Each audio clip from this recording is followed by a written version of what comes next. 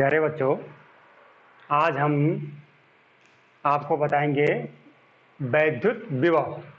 नया चैप्टर है। इसमें वैद्युत विभवांतर और वैद्युत विभव जानेंगे। सबसे पहले हम ये जानते हैं कि किसी बिंदु आवेश के कारण, ये कोई अगर बिंदु आवेश है आपके पास प्लस क्यू, इसके कारण चारों ओर एक वैद्युत क्षेत्र होता है। ये वैद्युत क्षेत्र बताया था आपको।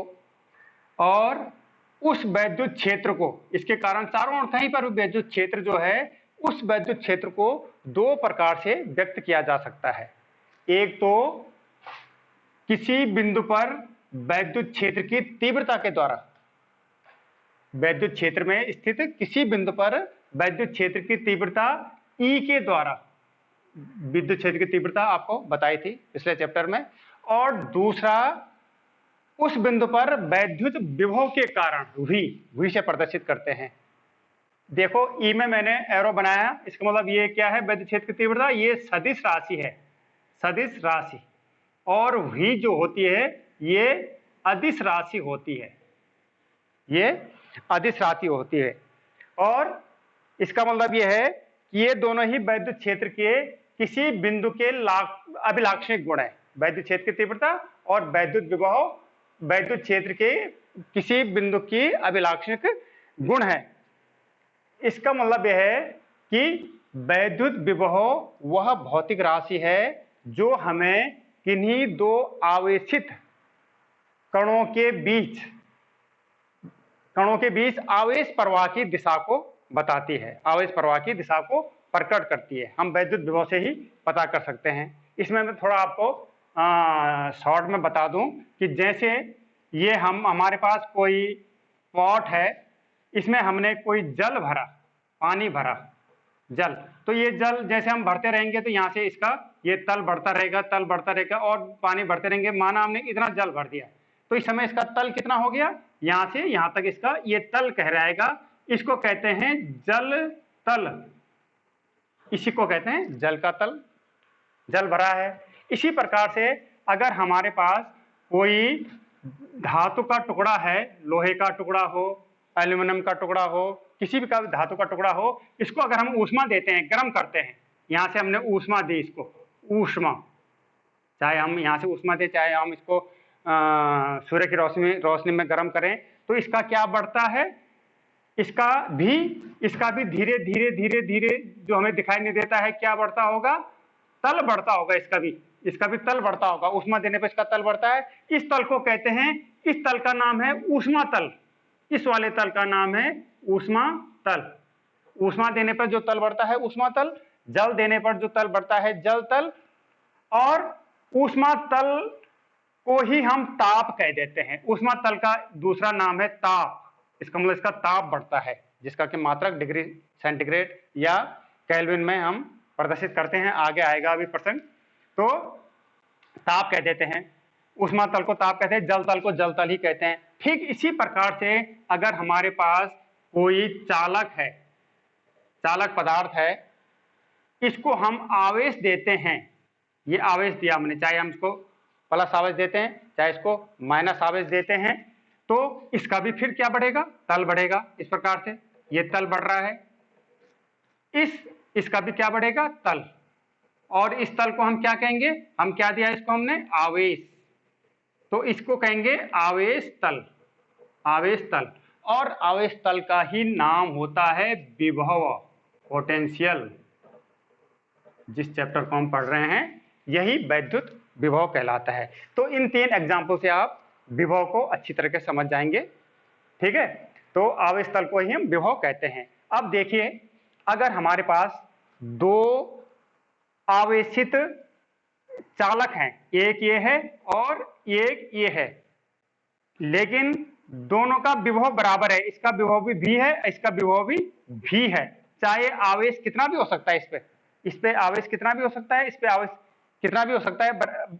इसका आवेश माना 25 कूलाम है, इसका आवेश 5 ही कूलाम है, लेकिन दोनों का विभव बराबर है। ऐसा हो सकता है, ऐसा हो सकता है। इसका मैं एग्जांपल यहाँ पे फिर इससे बताता हूँ कि अगर आपके पास ऐसा चौड़ा बर्तन है, इसमें आपने 2 गिलास पानी डाला, 2 गिलास पानी डाला तो ये इतना बढ़ गया, इतना इसका तल बढ़ गया। और आपके पास ऐसा बर्तन होता, इसमें 2 ही गिलास पानी डालते तो इसका तल यहाँ बढ़ जाता। ये देखो, पानी तो 2 ही गिलास इसमें भी है, 2 इसमें, इसका तल कम है, इसका तल ज्यादा है। ठीक है, तो वैसे यहाँ पे भी होता है कि अगर हमारे पास कोई चालक है, ये चालक है, इसमें हम आवेश प्रवाहित करते हैं, हमने इसमें 25 धनावेश डाल दिए, 25 धनावेश, तो इसका तल यहां से यहां तक बढ़ गया, यहां से यहां तक बढ़ गया, ये V हो गया इसका विभव, आवेश का तल हो गया। और हमारे पास अगर ऐसा चालक होता, इसमें हम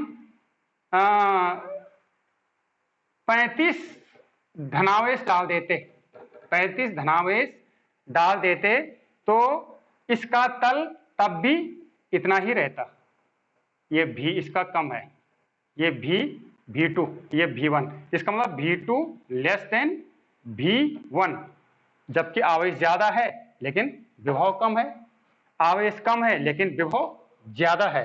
तो आवेश से पता नहीं चलता कि इसका विभव कितना है ना। तो इस समय अगर इन दोनों का विभव एक जैसा है और हम इन दोनों को आपस में जोड़ देंगे तो कोई भी आवेश प्रवाहित नहीं होगा। इसमें आवेश न तो इधर से इधर प्रवाहित होगा, न तो इधर से इधर प्रवाहित होगा, जबकि इसमें 25 कूलम आवेश है, इसमें 5 कूलम आवेश है। आप सोचेंगे 25 कूलम है, 5 कूलम की तरफ ये प्रवाहित हो जाएगा, लेकिन तल विभव के हिसाब से होता है। जिधर विभव ज्यादा होगा उधर से कम विभव की ओर आवेश प्रवाहित होता है। ठीक है, तो ये आ गया आपका विभव के बारे में। अब ये तो हमने आपको इंट्रोडक्शन बताया विभव का। अब इससे पहले हम पढ़ते हैं विभवांतर। विभवांतर का मतलब जैसे परिभाषा से ही पता चल रहा है, विभवांतर पोटेंशियल डिफरेंस।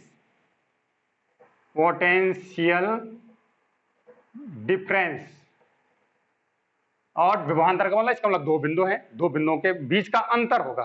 तो अगर हमारे पास एक प्लस Q आवेश है ये, और इसका वैद्युत क्षेत्र है यहां तक जहां तक भी है, और हमने उसी वैद्युत क्षेत्र में एक बिंदु, उसी वैद्युत क्षेत्र में ये एक धन परीक्षण आवेश रखा हुआ है। धन परीक्षण आवेश हम हमेशा धन परीक्षण आवेश ही लेते हैं, प्लस धन परीक्षण आवेश लिया जाता है।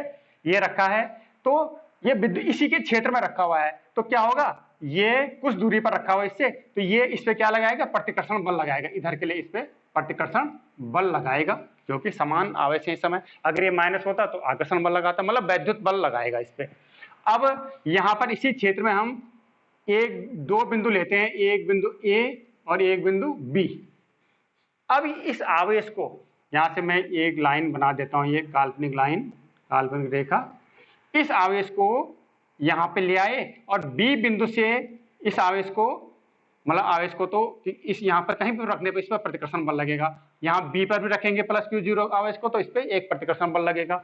इसको अब B बिंदु से A बिंदु की ओर लाएंगे, इधर लाने की कोशिश करते हैं अगर हम इसको, तो क्या होगा, इधर लाने की कोशिश करेंगे तो क्या होगा कि हमें इसके द्वारा लगाए गए प्रतिकर्षण के विरुद्ध कार्य करना पड़ेगा। इधर लाएंगे इसको जबरदस्ती तो हमें विरुद्ध कार्य करना पड़ेगा। तो वो कार्य हमने कितना किया, माना हमने W कार्य किया, उसके विरुद्ध कार्य करना पड़ेगा। तो ये कार्य, और किसको ला रहे हैं हम, इस प्लस Q0 आवेश को, प्लस Q0 हमने ये यहाँ पे रख दिया था, यहाँ से इधर के ला रहे हैं, प्लस Q0 आवेश को इधर ला रहे हैं, तो W कार्य करना पड़ा। तो ये किया गया कार्य W, और इस प्लस Q0 धन परीक्षण आवेश की जो निष्पत्ति होती है, अनुपात होता है, इसे इस बिंदु और यहां से यहां तक लाने में, B से A तक लाने में W कार्य करना पड़ा था हमें, A तक, तो वो हो जाएगा बिंदु A और B के बीच का विभवांतर। और इसको हम प्रदर्शित करते हैं VA माइनस VB से। तो ये आपको पता चल गया कि वैद्युत विभवांतर की परिभाषा क्या हो गई। हमने यहाँ पे इसको वैद्युत विभवांतर भी लिख सकते हैं या विभवांतर भी लिख सकते हैं। वैद्युत विभवांतर की परिभाषा क्या हो गई कि किसी बिंदु आवेश के द्वारा वैद्युत क्षेत्र में स्थित किसी एक बिंदु से धन परीक्षण आवेश को दूसरे बिंदु तक लाने में किया गया कार्य तथा धन परीक्षण आवेश की निष्पत्ति को उन दो बिंदुओं के बीच का वैद्युत विभवांतर कहते हैं। यहाँ पे भी है, वैद्युत विभवांतर कहते हैं। अतः हम ये भी कह सकते हैं कि वैद्युत क्षेत्र में किसी एक बिंदु से एकांक धन परीक्षण आवेश को, क्योंकि हमने निष्पत्ति निकाल दी, एकांक धन परीक्षण आवेश को दूसरे बिंदु तक लाने में किया गया कार्य उन दो बिंदुओं के बीच का वैद्युत विभवांतर होगा। अब यहाँ पे देखो इसका मात्रक कि माना प्लस Q0 का मात्रक क्या होता है, आवेश का मात्रक कूलाम है, और W मतलब कार्य का मात्रक है जूल। तो विभवांतर, इसको कहेंगे वैद्युत विभवांतर, वैद्युत विभवांतर का मात्रक बराबर हो जाएगा जूल प्रति कूलाम, और इसको एक नाम दे देते हैं हम इसको वोल्ट। ये वोल्ट, इसी को कहते हैं 1 वोल्ट। अगर एक कूलाम आवेश को वैद्युत क्षेत्र में एक बिंदु से दूसरे बिंदु तक लाने में 1 जूल कार्य करना पड़ेगा, तो उन दो बिंदुओं के बीच का विभवांतर 1 वोल्ट होगा। हम अगर यहाँ 1 जूल रख दें, 1 कूलाम रख दें, तो उस समय उन दोनों बिंदुओं के बीच का विभवांतर क्या होगा, 1 वोल्ट होगा। अब यहाँ पे एक ध्यान देने वाली बात यह है कि इस समय हम जब बी बिंदु से ए बिंदु की ओर धन परीक्षण आवेश को ला रहे हैं, तो हमें कार्य करना पड़ रहा है। तो इस समय ए बिंदु तक, जिस बिंदु पर हम ला रहे हैं, जबरदस्ती ला रहे हैं, कार्य करके ला रहे हैं, तो ए बिंदु का विभव उच्च होगा, इसका विभव तो ज्यादा होगा, और इस बी बिंदु का विभव कम होगा, नीचा होगा। और अगर यहाँ पे सपोज ये -Q आवेश होता,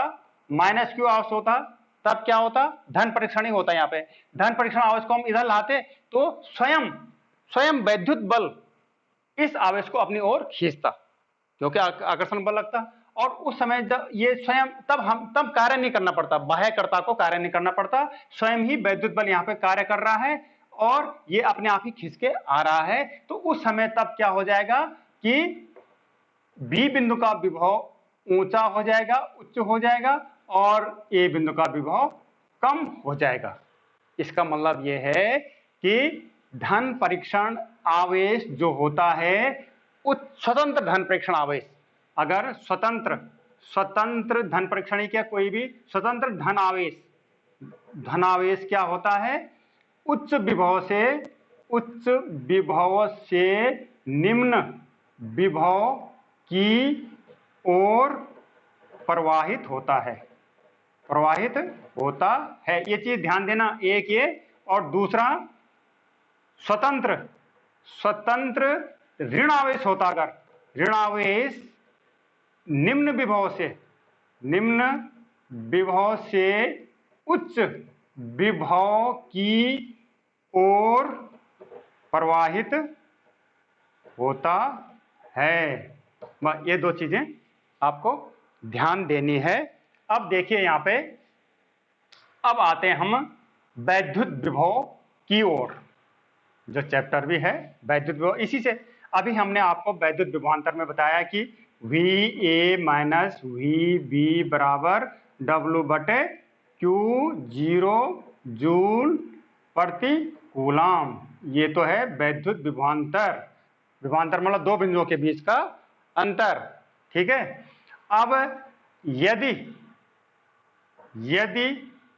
बिंदु B अनंत पर हो, तो अब B बिंदु जो है वैद्युत क्षेत्र के अंदर नहीं है, वो अनंत पे है, इसका मतलब वैद्युत क्षेत्र से बाहर है। प्लस Q के कारण जो वैद्युत क्षेत्र है उससे बाहर होता अगर, तो उस समय अनंत पर होगा, तो उस समय तब ये समीकरण क्या हो जाती, तो VA माइनस V अनंत, B अब अनंत पे चला गया, इन्फिनिटी बराबर भाग्य W/Q0 ही होगा, जूल प्रति कूलाम,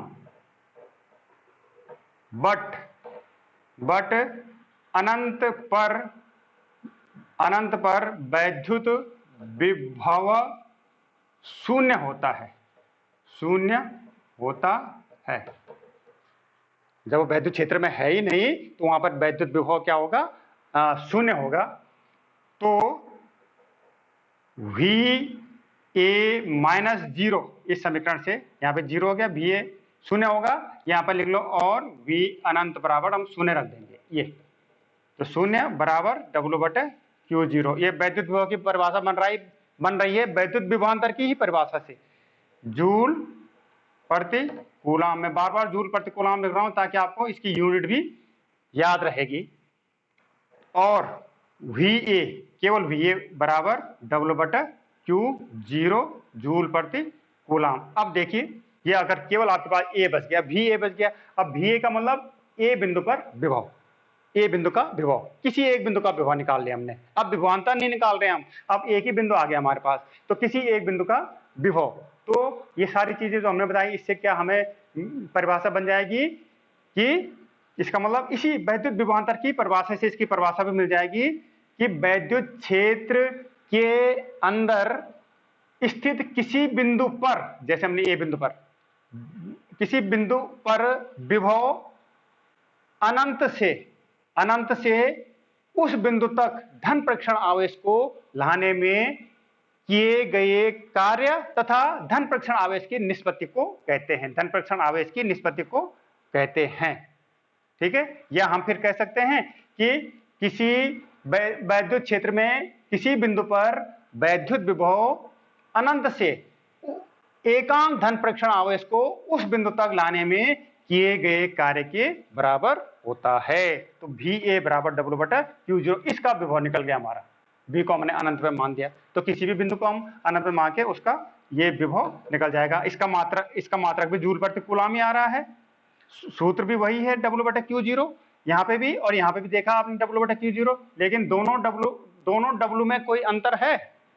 ये W तो एक बिंदु से दूसरे बिंदु तक लाने में किया गया कार्य है, और ये वाला W अनंत से किसी एक बिंदु तक लाने में किया गया कार्य है। तो ये आपका वैद्युत विभव। अब आपको इलेक्ट्रॉन वोल्ट एक मात्रक आता है, इसी पे आधारित है, वैद्युत विभवांतर की सहायता से हम उसको समझ सकते हैं। Electron volt,